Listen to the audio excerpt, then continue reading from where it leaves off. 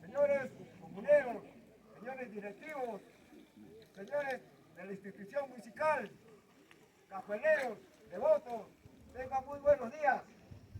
Como es de costumbre, en este anexo de Huillaque, de repente primero comienza Dios y patria, pero vamos avanzando con el izamiento del pabellón.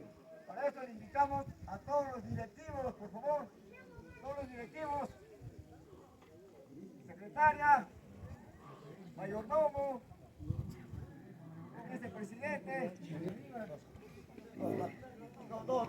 Dos. ¡Esa banda!